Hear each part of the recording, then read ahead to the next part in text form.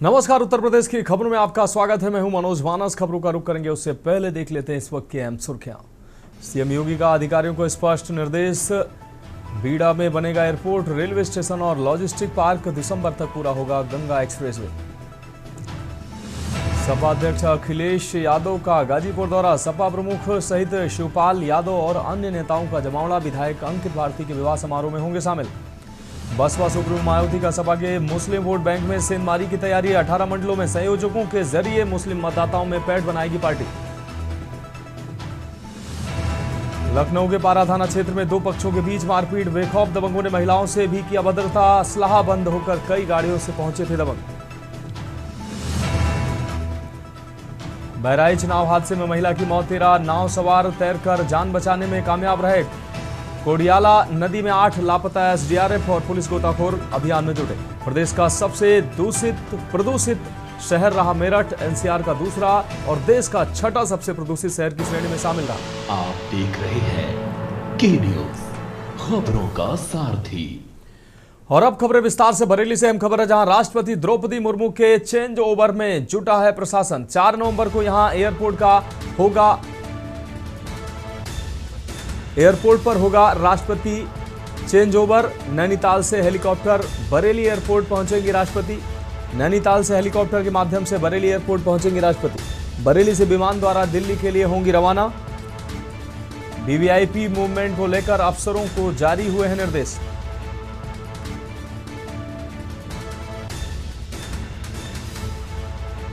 तो नैनीताल से हेलीकॉप्टर से बरेली पहुंचेंगी राष्ट्रपति द्रौपदी मुर्मू। बरेली से विमान द्वारा दिल्ली के लिए होंगी रवाना। वीवीआईपी मूवमेंट को लेकर अफसरों को निर्देश जारी किए गए हैं।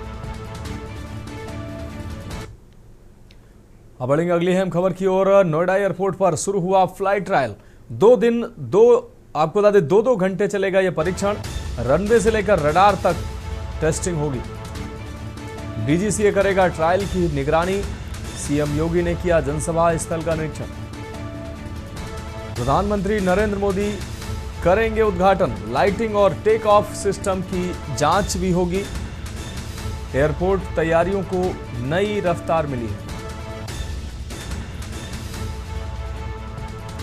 सीएम योगी ने जनसभा स्थल का निरीक्षण किया है। प्रधानमंत्री नरेंद्र मोदी करेंगे उद्घाटन। लाइटिंग और टेक ऑफ सिस्टम की जांच होगी।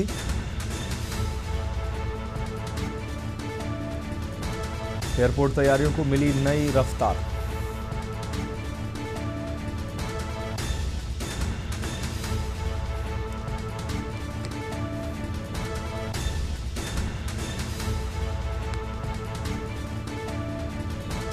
रनवे से लेकर रडार तक होगी टेस्टिंग। तो डीजीसीए करेगा ट्रायल की निगरानी। अब बढ़ेंगे अगली खबर की ओर। प्रयागराज से अहम खबर, जहां माफिया अतीक के बेटे पर आपराधिक गैंग बनाने का आरोप है। पिछले साल अक्टूबर में तैयार की गई थी गैंगस्टर रिपोर्ट। गैंगस्टर रिपोर्ट में अली को बताया गया था सरगना। गैंगस्टर एक्ट के तहत पुलिस ने दाखिल की चार्जशीट। भाई उमर और 11 अन्य के खिलाफ भी चार्जशीट दाखिल की गई। गैंगस्टर एक्ट के तहत पुलिस ने दाखिल की है चार्जशीट। पिछले साल अक्टूबर में तैयार की गई थी गैंगस्टर रिपोर्ट। गैंगस्टर रिपोर्ट में अली को बताया गया था सरगना। गैंगस्टर एक्ट के तहत पुलिस ने दाखिल की चार्जशीट। भाई उमर और 11 अन्य के खिलाफ भी चार्जशीट दाखिल की गई। प्रयागराज से एमका और माफिया अतीक के बेटे पर आपराधिक गैंग बनाने का आरोप। पिछले साल अक्टूबर में तैयार की गई थी गैंगस्टर रिपोर्ट।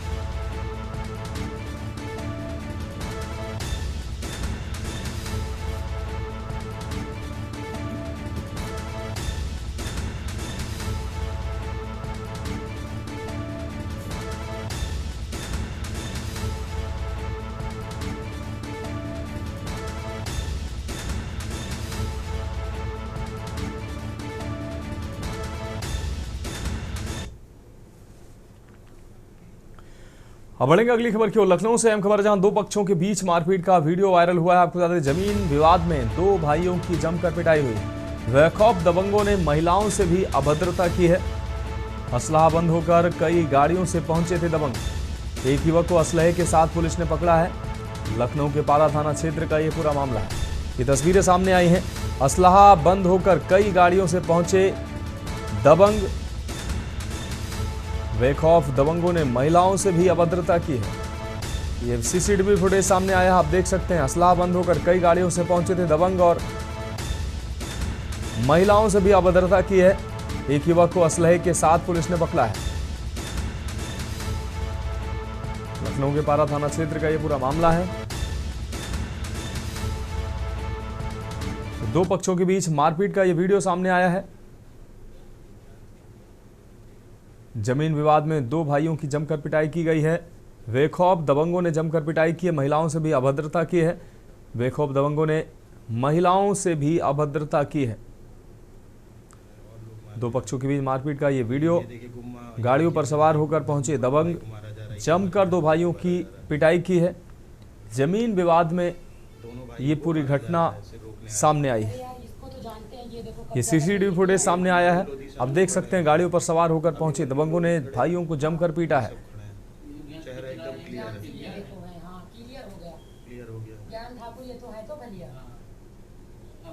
ईश्वर सिंह है, वो ये ज्ञान सिंह है और उनके पीछे ये देखिए हमारे भाई के ऊपर ऐसे मारपीट की है। अब बढ़ेंगे अगली खबर की ओर। खबर बरेली से, जहां अवैध कॉलोनियों पर सख्त हुआ है बीडीए टीम ने अभियान के तहत कार्रवाई की है। लाल फाटक क्षेत्र में दो अवैध कॉलोनियों पर कार्रवाई की है। बीडीए टीम ने चलाया ध्वस्तीकरण अभियान।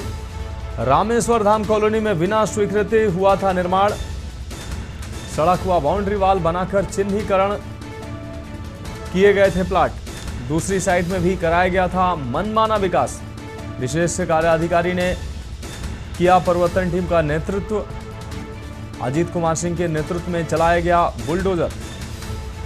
परिवर्तन टीम ने पुलिस की मौजूदगी में बुलडोजर चलवाया है। आपको बता दें, अवैध कॉलोनियों पर सख्त हुआ है बीडीए टीम ने अभियान के तहत ये बड़ी कार्रवाई की है।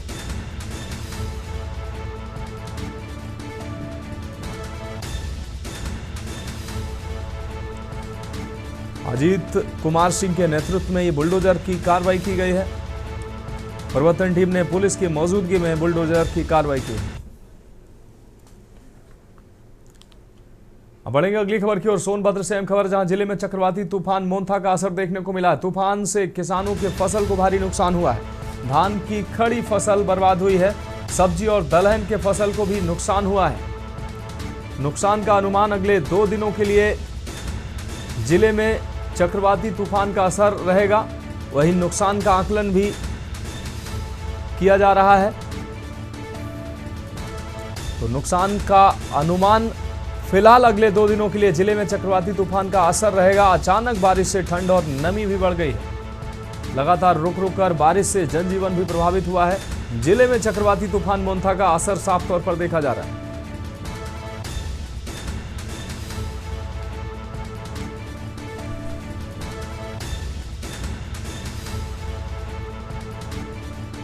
सोनभद्र से अहम खबर, जिले में चक्रवाती तूफान मोंथा का असर देखने को मिल रहा है। लगातार रुक रुक कर बारिश हो रही है। तूफान से किसानों के फसल को भी भारी नुकसान हुआ है।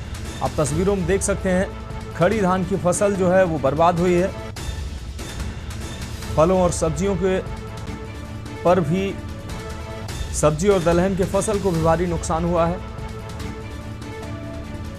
अगले 2 दिनों के लिए चक्रवाती तूफान का असर रहने की बात सामने आ रही है।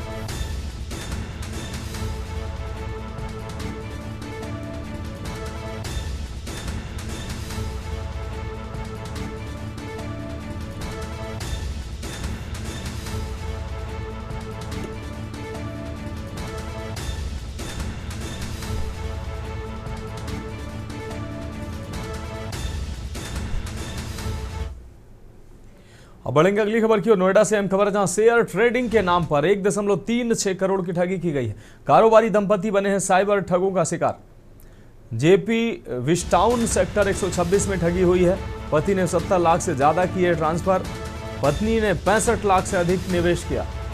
आपको बता दें, पैसा निकालते ही ठगों ने तोड़ा संपर्क।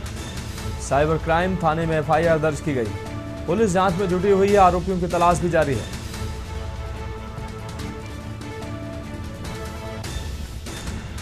पैसा निकालते ही ठगों ने दंपत्ति से संपर्क तोड़ा। साइबर क्राइम थाने में फिलहाल एफआईआर दर्ज कराई गई।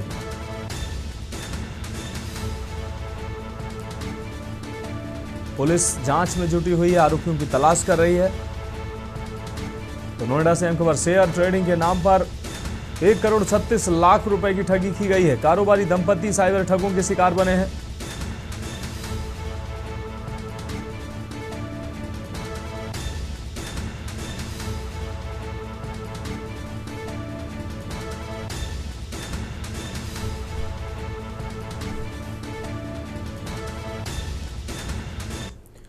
अब बढ़ेंगे अगली खबर की ओर। खबर लखनऊ से है, जहां पूर्व सांसद हर्षवर्धन के आपको बता दें परिवार की आर्थिक मदद के लिए जुटाई गई रकम हड़पने के आरोपी को पुलिस ने गिरफ्तार कर लिया है। समाज का संगठन गठित कर पूर्व सांसद के परिवार की मदद के लोगों से आर्थिक सहायता जुटाने का अभियान शुरू हुआ था। आपको बता दें वयम वरेण्यम फाउंडेशन की ओर से मामले की पुलिस से शिकायत करते हुए आरोपी पंकज सिंह के खिलाफ एफआईआर दर्ज कराई गई थी। एफआईआर दर्ज कराई गई जिसमें 5.4 लाख रुपए हड़पने का आरोप लगाया गया है। शिकायत के आधार पर पुलिस मामले की जांच शुरू कर आरोपी की तलाश में जुटी है। बताया जाता है कि आरोपी ने वर्ष 2022 से अब तक प्राप्त लगभग 55 लाख रुपए की रकम में जमकर धांधलेबाजी की है। इसमें ट्रस्ट के खाते से 5,90,000 रुपए स्वयं के खाते में ट्रांसफर करा लिए। पुलिस ने आरोपी पंकज सिंह को विभूति खंड इलाके से गिरफ्तार किया है। आपको बता दें वयम वरेण्यम फाउंडेशन की ओर से समय समय पर विभिन्न कार्यक्रम आयोजित कराए जाते रहते थे। इन आयोजनों में MLC Brajesh Singh, MLC Rakesh Pratap Singh, BJP के प्रदेश उपाध्यक्ष एमएलसी संतोष सिंह व बीजेपी एमएलए पंकज सिंह आदि सहित अन्य हस्तियां शामिल होने पहुंचती थी।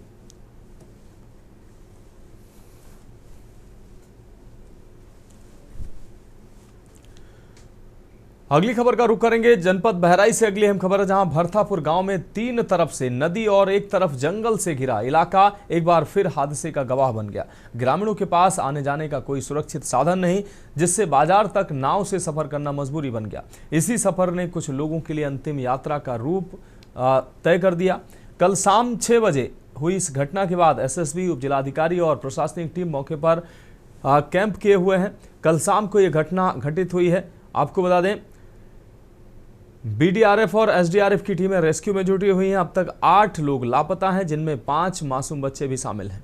मुख्यमंत्री योगी आदित्यनाथ लगातार घटना की जानकारी ले रहे हैं। ग्रामीणों का कहना है कि वे वर्षों से विस्थापन की मांग कर रहे हैं, लेकिन अब तक कोई ठोस कदम नहीं उठाया गया है। पूर्व लोकसभा चुनाव में ग्रामीणों ने वोट का बहिष्कार किया था, लेकिन अधिकारियों के आश्वासन पर मतदान किया। इसके बावजूद गाँव का विस्थापन नहीं हो पाया। ग्रामीणों का कहना है कि अगर समय रहते विस्थापन हुआ होता तो शायद ये दर्दनाक दिन देखने को नहीं मिलता। गांव में गहरा आक्रोश है और लोग प्रशासन से ठोस कार्रवाई की मांग कर रहे हैं।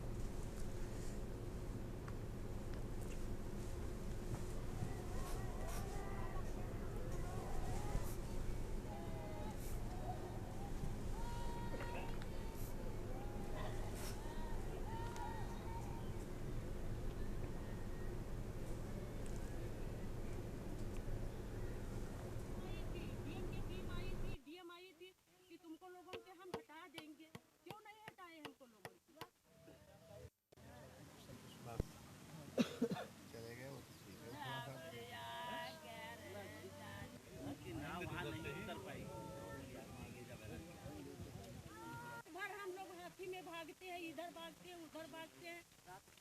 मिर्चा आके अधिकार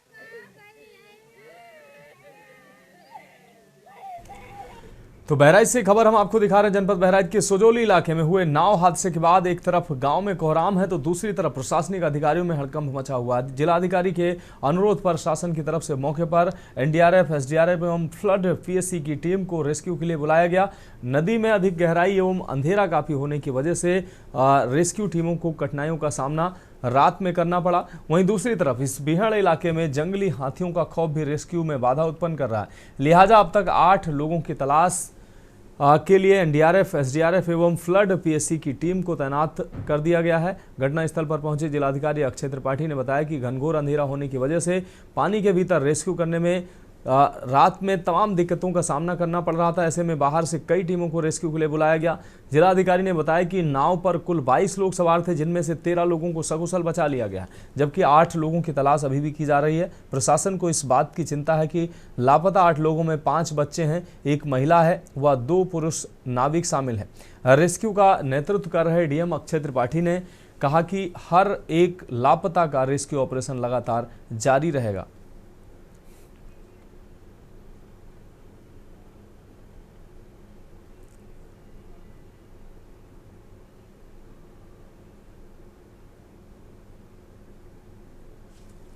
बहराइच के ग्राम भरतापुर, जो कि कतरनी घाट टाइगर रिजर्व के कोर क्रिटिकल एरिया में आता है, वहाँ पर एक शाम को आज 6:30 बजे लगभग एक बोट के कैप्साइज होने की घटना हुई, जिसमें ये सूचना मिली थी कि 22 लोग सवार थे, जिसमें से 14 लोगों को रेस्क्यू करके सेव किया गया, जिसमें से अनफॉर्चुनेटली 1 की डेथ हो गई है। रिमेनिंग 8 लोगों का रेस्क्यू एंड सर्च ऑपरेशन अभी संचालित है और चल रहा है। 2 टीम एसडीआरएफ की और 1 एनडीआरएफ की टीम डिप्लॉय हुई है और त्वरित रूप से शुरुआत में एसएसबी का भी डिप्लॉयमेंट इसमें हुआ था। एक में जो 13 लोग हम लोगों ने रेस्क्यू किए थे सेफली, उनमें से 1 को सीएचसी में ही पूर्वा शिफ्ट किया गया। वर्तमान में उनकी स्थिति सही है। बाकी सारे अभी प्रयास जो रेस्ट 8 लोग हैं उनको अभी खोजने में, उनका रेस्क्यू करने में लगे हुए हैं। बढ़ेंगे अगली खबर की ओर। खबर कानपुर से है, जहां कलेक्टरगंज थाना क्षेत्र के कोपरगंज इलाके में झाड़ियों में मिली सरफराज की लाश के मामले में पुलिस ने महज 48 घंटे में हत्याकांड का खुलासा कर दिया है। सर्विलांस और 200 से अधिक सीसीटीवी कैमरों की फुटेज के आधार पर पुलिस ने 2 आरोपियों रामकिशन उर्फ कल्लन और मुरीद अहमद को गिरफ्तार किया है। पूछताछ में दोनों ने शराब के नशे में आपसी विवाद के बाद सरफराज की हत्या करने की बात कबूल की है। घटना में प्रयुक्त हथियार भी बरामद कर लिया गया है। मृतक सरफराज कुली बाजार थाना बादशाही नाका का निवासी था और 20 अक्टूबर की रात से लापता था। पुलिस की त्वरित कार्रवाई से रहस्य का पर्दा उठ गया।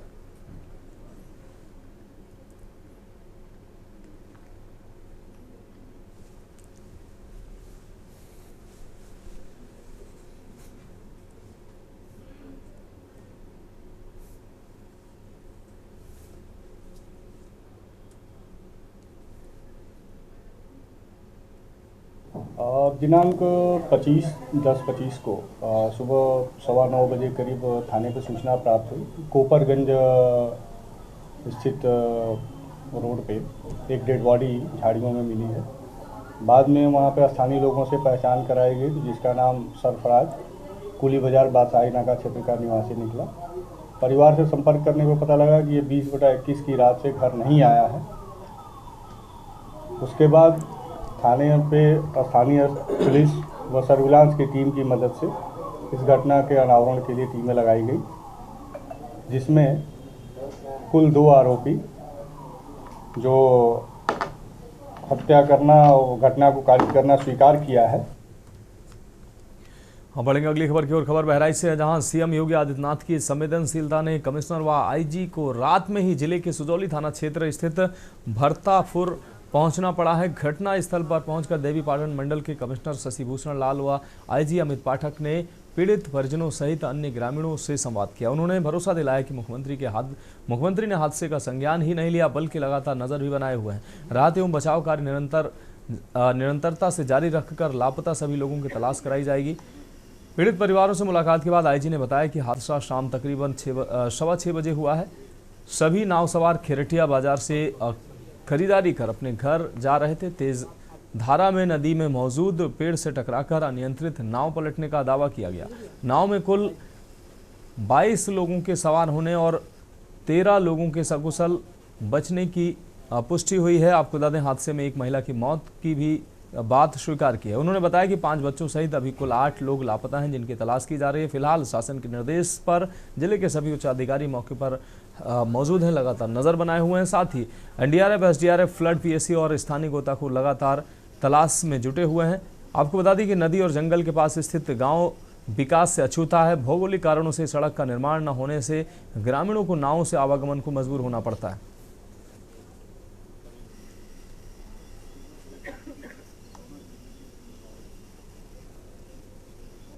वहाँ पर दो नदियों का आपस में बगल में बहती हैं, जो आगे जाके घाघरा नदी होती है, कौड़ियाल और एक गेरुआ। कौड़ियाल नदी के तट पर भरतापुर ये गांव है, जिसमें नदी को क्रॉस करके लखीमपुर खीरी साइड में बाजार यहाँ के लोग अक्सर जाते रहते हैं सामान भी परचेज करने के लिए और अपना जो प्रोड्यूस है उसको भी बेचने के लिए। तो उसी के दौरान तेज बहाव के चलते नदी में एक पुराना टूट पड़ा हुआ था लकड़ी का किसी पेड़ का, जिससे ये बोट टकरा गई और टकराने की वजह से जो है फिर डिसबैलेंस होकर के वहाँ पर इसमें गिरे। अच्छी बात ये रही कि उसी समय अच्छा रेस्क्यू वगैरह लोकल लोगों ने किया, जिससे 13 लोगों को सकुशल उस समय निकाल लिया गया। बढ़ेंगे अगली खबर की ओर। खबर कन्नौज से, जहां राष्ट्रपिता महात्मा गांधी की प्रतिमा की जगह भाजपा विधायिका ने लगवाई अपने पिता की प्रतिमा। पिता की प्रतिमा लगाई तो लगवाने पर राजनीति बवाल शुरू हो गया। आपको बता दें कि हाईवे निर्माण के चलते महात्मा गांधी की प्रतिमा हटवाई गई थी, लेकिन छिबरामऊ विधानसभा से भाजपा विधायक अर्चना पांडे ने महात्मा गांधी की प्रतिमा की जगह पर अपने पिता राम प्रकाश त्रिपाठी की प्रतिमा लगवाकर मंत्री असीम अरुण से प्रतिमा का अनावरण करवा दिया और महात्मा गांधी की प्रतिमा का स्थानांतरित कहीं और करवा दिया गया। महात्मा गांधी की प्रतिमा जहां लगाई गई वहां पर गंदगी फैली हुई थी। जब सपा व कांग्रेस के लोगों ने देखा तो उन्होंने विरोध जताया और वीडियो बनाकर वायरल कर दिया और कहा कि जहां महात्मा गांधी की प्रतिमा लगी थी वहीं फिर से लगाने की मांग सपा के कार्यकर्ताओं द्वारा की जा रही है।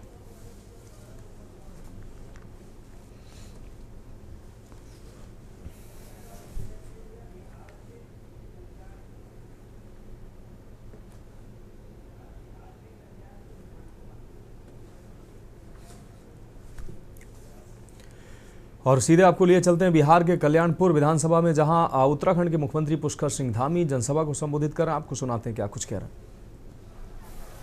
आप लोग चांदी की चम्मच लेकर पैदा हुए हैं, इसलिए आपको पता नहीं है कि ये ट्रेन लोगों के किस काम आती है, उनके जीवन को किस प्रकार से बदल सकती है, किस प्रकार से उनको सुविधा दे सकती है। ये तो बिहार के विकास का इंजन है, जो बिहार की रफ्तार और समृद्धि और संभावनाओं को आगे बढ़ा रहा है। लेकिन जिन्हें सिर्फ अपने परिवार की चिंता है, उन्हें जनता के भविष्य, उद्योग और इंफ्रास्ट्रक्चर की कोई चिंता नहीं है कि रोजगार आएगा। ये वही मानसिकता है जो बिहार को पीछे खींचना चाहती है, जबकि आदरणीय मोदी जी के नेतृत्व वाली सरकार डबल इंजन की बिहार को विकास की नई ऊंचाइयों पर ले जाना चाहती है।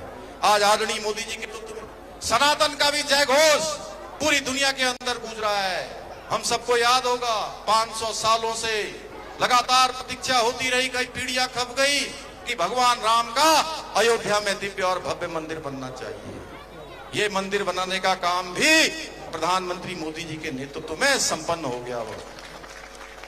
उज्जैन में महाकाल, काशी में काशी कॉरिडोर, और मैं जब देवभूमि उत्तराखंड से आप सबके बीच में आया हूं, आप में से भी सब महादेव के भक्त हैं। हर साल बाबा केदार के दर्शन करने आते हैं। उस बाबा केदार को भी भव्य और दिव्य बनाने का काम, नव निर्माण का काम किसी ने किया है तो प्रधानमंत्री मोदी जी के नेतृत्व में हुआ है। भगवान बद्री विशाल का मास्टर प्लान वहां पर काम चल रहा है। हमारी आज धार्मिक धरोहरों को सजाने का, संवारने का काम इस प्रकार से हो रहा है कि भूतो न भविष्यति, कभी हुआ ही नहीं है इस प्रकार से। आज हमारी यही नहीं, मोदी जी के नेतृत्व में कश्मीर के अंदर धारा 370 समाप्त होती है। हमारी बहनों को, मुस्लिम बहनों को ट्रिपल तलाक जैसे कानून से मुक्ति मिलती है। वक्फ का संशोधन कानून आता है, नागरिक संशोधन कानून आता है। ऐसे ऐतिहासिक निर्णय लिए जाते हैं। लेकिन जिन लोगों को सनातन का विरोध करना है, देश का विरोध करना है, राष्ट्र का विरोध करना है, वो तुष्टीकरण करने के कारण केवल वोट बैंक की जो राजनीति करते हैं, जो केवल वोट ही सब कुछ अपना समझते हैं, विकास से उनका कोई लेना देना नहीं है। ऐसे निर्णय जब देश के अंदर मोदी जी लेते हैं तो उन सारे निर्णयों का विरोध करते हैं, ऐसे निर्णयों का विरोध करते हैं। अरे गप्पू भैया उर्फ तेजस्वी जी कह रहे हैं कि वक्फ कानून को हम लागू नहीं होने देंगे, लेकिन उनको शायद पता नहीं है कि ये भारत की संसद ने पास किया हुआ कानून है। भारत की संसद ने इसको पास किया है। आपके परिवार का हाईकमान इसको बदल नहीं सकता है, किसी भी कीमत पर ये बदला नहीं जा सकता है। आज भारत रक्षा के क्षेत्र में भी आत्मनिर्भर हो रहा है। 80% से अधिक स्वदेशी रक्षा संसाधनों का इस्तेमाल आज भारत में हो रहा है। यही नहीं, आज दुनिया के 100 से भी अधिक देशों में भारत रक्षा की सामग्री निर्यात भी कर रहा है। अभी आप सब लोगों ने देखा, जब आतंकवादियों ने हमारी बहन बेटियों के सिंदूर को उजाड़ने का काम किया, तो भारत की सेना ने हमारे प्रधानमंत्री नरेंद्र मोदी जी के नेतृत्व में उनके परिवारों को उजाड़ के रख दिया, भाई नेस्तनाबूद कर दिया। तो फिलहाल खबरों में अभी के लिए मेरे साथ इतना ही। मुझे दीजिए इजाजत और आप देखते रहिए के न्यूज इंडिया। गोल्डी मसाले लाए हैं फ्रेश लॉक टेक्नोलॉजी, जो रखे मसालों को हर समय फ्रेश। गोल्डी मसाले। आप देख रहे हैं के न्यूज, खबरों का सारथी।